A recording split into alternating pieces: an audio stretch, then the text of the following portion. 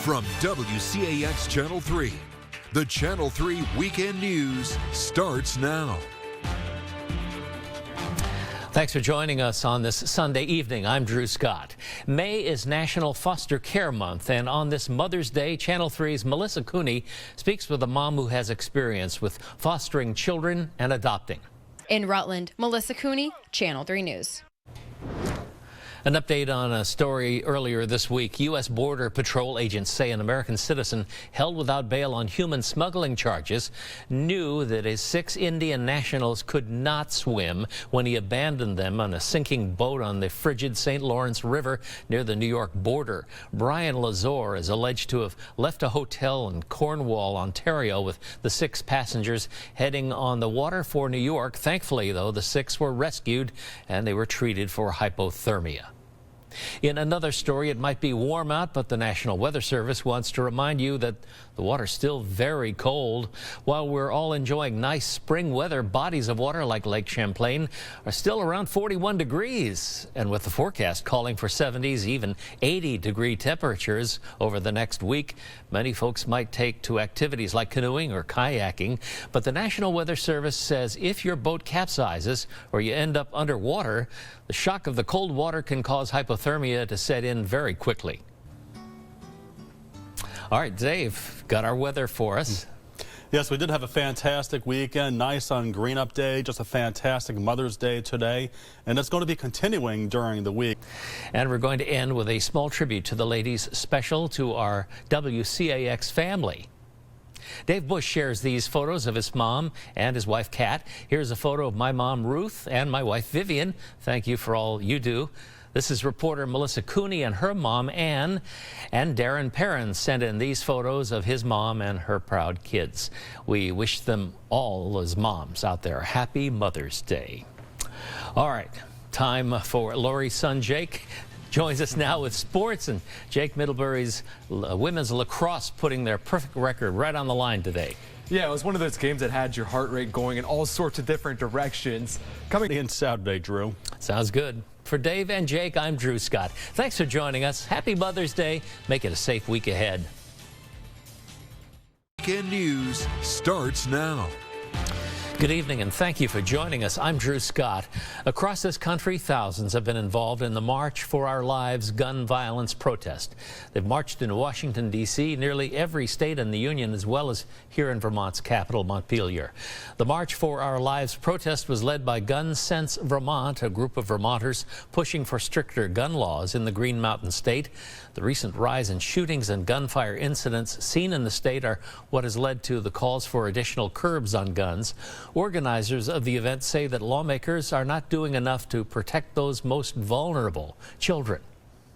I'm so grateful to be in community with you all today, everyone here in Vermont, and while we stand in solidarity with people across the country who are all out to say no more.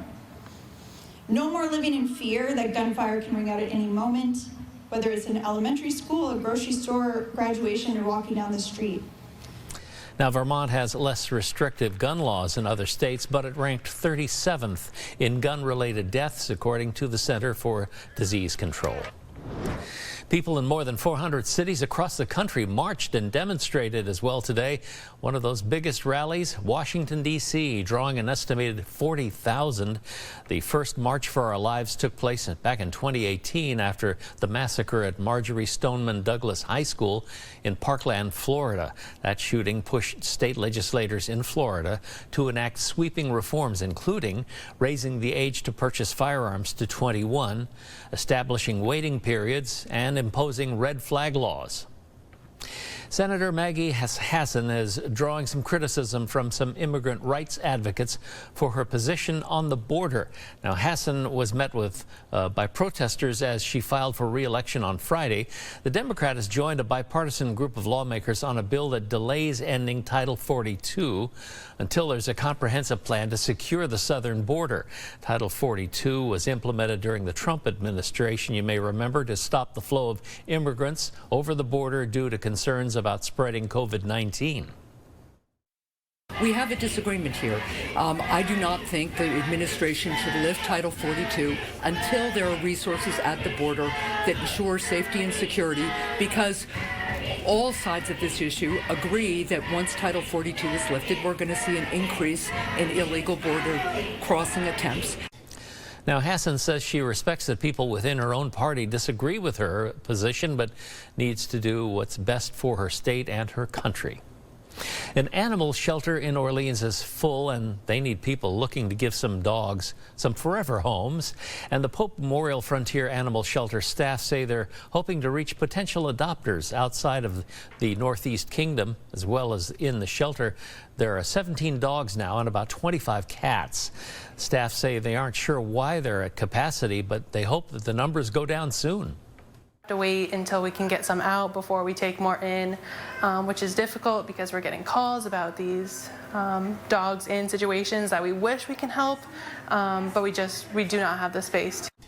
There's a full list of pets available for adoption on the shelter's website. Dave, lots of people enjoyed this sunny Saturday. Yes, we did have quite a bit of sunshine out there today. WCAX Channel 3. The Channel 3 Weekend News starts now. Good evening. Thanks for being with us tonight. I'm Drew Scott. A Saturday night shooting on the main drag in Waterbury. What we know so far, and Channel 3's Melissa Cooney hears from community members and shares the latest from police. North Main Street is a busy road in Waterbury. It's the first street you hit after coming off I-89. Now, police tell me around 10:45 p.m. on Saturday, there's reports of a shooting happening. Police say 3 people were parked in a car in a parking area in the vicinity of 22 North Main Street. Now, we have reached out repeatedly to police for more information and have not heard back. We still do not know the exact location of where the shooting took place in a parking area, how many individuals approached the vehicle, what the motive was, and if they have any suspects. We will update you when we learn more. And in Bennington, police responded to a report of a fight involving a knife and found an 18-year-old man with a gunshot wound. The victim was transported to Albany Medical Center, while his alleged assailant, who was not identified publicly, is cooperating with the investigation. Still to come for you, Jake introduces us to an important member of Vermont Green FC. Come meet the club's player coach, coming up in sports. Beautiful Monday in the 70s. All right, thanks very much for Dave. And for Jake, I'm Drew Scott. Happy Juneteenth and happy Father's Day. Jess, thank you very much. An early morning fire destroyed a camp next to Lake Champlain early this morning. Colchester police say the blaze was discovered just after 1 a.m. at Lakeshore Drive. The building was unoccupied at the time. Even the flames destroyed a camp boat there. The Colchester Fire Department, along with Colchester Rescue and St. Michael's College Fire, responded to the scene. Police say the fire is considered suspicious in nature, and anyone with information about the blaze is urged to contact Colchester Police. The Vermont State Republican Committee met today in Montpelier to discuss selecting candidates to run for 3 out of 4 of statewide positions.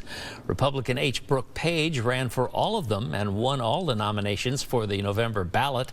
He's decided to stick with the Secretary of State and has made suggestions today about who should be nominated for the other 3 seats. They're looking to fill State Treasurer, Auditor of Accounts, and Attorney General. Page explains the process.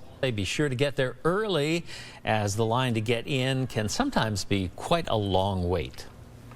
All right, turning our attention now to sports. And Jake, the Lake Monsters got that close to being future league champs, but yeah, really a team that's been at the top the whole season came up just short. Here from head coach Pete Wilk. Good evening, and thank you for joining us on the Late News. I'm Drew Scott. Well, tonight was the 62nd annual Halloween parade in Rutland. Always a huge success, according to the Rutland Department of Recreation. This tradition began back in 1960 and is still going stronger than ever. Let's watch and enjoy. Dry, highs getting into the 50s, a few spots near 60. All right, thanks very much. For Dave and for Michael, I'm Drew Scott. Please make it a safe and happy Halloween weekend Sunday.